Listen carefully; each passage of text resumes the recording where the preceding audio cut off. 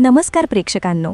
आजच्या ठरलं तर मग या भागामध्ये प्रेक्षकांना पाहायला मिळतं एकीकडे संक्रांतीचा आनंद, नात्यांमधली ऊब आणि प्रेम, तर दुसरीकडे एक भयानक सत्य हळूहळू उघड होताना. आजचा भाग खऱ्या अर्थाने भावनिक प्लस थरारक प्लस पुढील मोठ्या वादळाची नांदी ठरतो. चला तर मग आजचा पूर्ण भाग सविस्तरपणे समजून घेऊया. आजच्या भागाची सुरुवात होते सायलीच्या रूममध्ये. सायली संक्रांतीसाठी तयार होत असते. तिच्या चेहऱ्यावर उत्साह आहे, पण तो बनावटी नाही, तो तिच्या स्वभावातच आहे. त्या रूममध्ये आधीच कल्पना उपस्थित असते.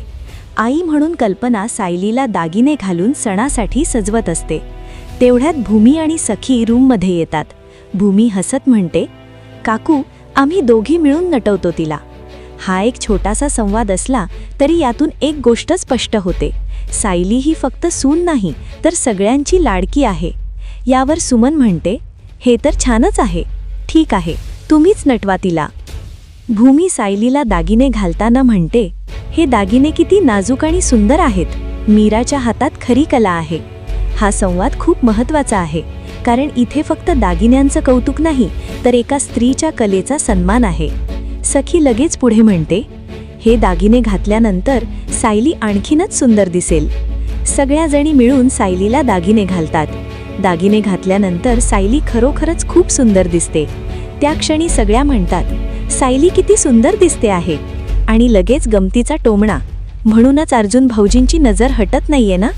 सायली हसत म्हणते, आज माझं कौतुक करायचंच ठरवलंय वाटतं. सायली सखीला हळूच म्हणते, काय ग सखी, तुझी तर पहिली संक्रांत आहे ना, तरीसुद्धा तू माझ्यासाठी आलीस. यावर सखीचं उत्तर फार खोल आहे. माझी संक्रांत काय फक्त रीतीपुरती आहे. तू बोलवलंस आणि आम्ही येणार नाही असं कसं होईल. भूमी सायलीकडे पाहून भावुकपणे म्हणते, सायली, तू माणसं किती छान जोडून ठेवलीस. कितीही संकट आलं तरी तू कधीच हिंमत हरवत नाहीस. यावर सायलीचं उत्तर म्हणजे या भागाचा आत्मा आहे. माझ्याकडे सोन्यासारखी माणसं आहेत. आई, बाबा, पूर्णा आजी, प्रतिमा आत्या, रविराज काका, अहो, आणि तुम्ही सगळेच. तुम्ही सगळे माझी ताकद आहात. हा सीन प्रेक्षकांच्या मनाला थेट भिडतो. इथे सायलीचं मोठेपण, तिची कृतज्ञता आणि तिचं माणुसकीचं रूप दिसतं. तेवढ्यात अस्मिता आणि काव्या अर्जुनला रूममध्ये घेऊन येतात. अस्मिता म्हणते, उगाचच हट्ट करू नकोस. अर्जुन मात्र सायलीकडेच पाहत राहतो. त्याच्या नजरेत शब्द नसलेलं प्रेम दिसतं. काव्या गमतीत म्हणते, भाऊजी, संक्रांत दोघांची आहे ना, मग तुम्हालाही सजायला लागणार आहे. अर्जुन आत्मविश्वासात म्हणतो, I am ready. Black kurta घातलाय. पण कल्पना लगेच थांबवते, हे काही नाही अर्जुन, तुला हे दागिने घालावे लागणार. अर्जुन लगेच नकार देतो, नाही मम्मा, मी हे दागिने घालणार नाही. सायली थोडी रागात म्हणते, तुम्ही हे दागिने घातले नाहीत ना, तर मी तुमच्यावर चिडेन. अर्जुन हसत उत्तर देतो, तुला तर चिडायला कारणच हवं असतं. तेवढ्यात काव्याचा फोन वाजतो आणि ती बाहेर जाते. अस्मिता टोमणा मारते, पूर्णा आजींनी सगळा रीतिरिवाज फॉलो करायला सांगितले आहेत. सायली शेवटचा डाव खेळते, तुम्ही दागिने घातले नाहीत तर 4 दिवस मी तुम्हाला बोलणार नाही. आणि इथेच अर्जुन हरतो. घाला दागिने मला. तो सायलीकडून दागिने घालून घेतो. सायली लगेच म्हणते, खूप छान दिसत आहात तुम्ही. हा सीन प्रेक्षकांना खूप आवडतो, कारण तो खूपच नैसर्गिक आणि प्रेमळ आहे. सखी हळूच म्हणते, तुमच्यातलं प्रेम किती छान आहे. आमच्यात असं काहीच नाही. सायली खूप परिपक्वतेने उत्तर देते, सखी, काही नाती जगावेगळी असतात. वेळ दिला की ती नाती हळूहळू घट्ट होत जातात. भूमी आणि सखी मिळून सखीला समजावतात. इथून बदलतो भागाचा टोन. थरार सुरू. काव्या फोनवर बोलत बाहेर येते. तेवढ्यात नागराज त्याच्या माणसाशी फोनवर बोलत असतो. काय लक्ष आहे म्हणतोस? मग महिपत तुझ्या तावडीतून कसा पळाला? काव्या सगळं ऐकत असते. सुमनवर नीट लक्ष ठेवा, तिला पळून जाऊ देऊ नका.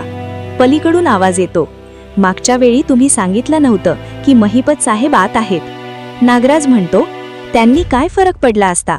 आता तुमचा बॉस मीच आहे. मीच तुम्हाला पैसे देतो. तो पुढे आदेश देतो, सुमनचा व्हिडिओ आत्ताच्या आत्ता मला पाठव.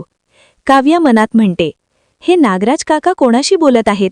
मला हे सगळं सायलीला सांगायलाच हवं. सुभेदारांच्या हॉलमध्ये सगळे जमा होतात. सायली आणि अर्जुनला नटवून आणलं जातं. पूर्णा आजी म्हणते, सायली, आता सगळ्यांना हळदी कुंकू दे. सायली यावर्षी स्वतः लावलेली झाडांची रोपं वाण म्हणून देते. हा सीन सायलीच्या विचारसरणीचं प्रतीक आहे. सायली नागराजला तिळगुळ देते. नागराज काका, तुम्ही पुन्हा इथे याल असं वाटलंच नव्हतं.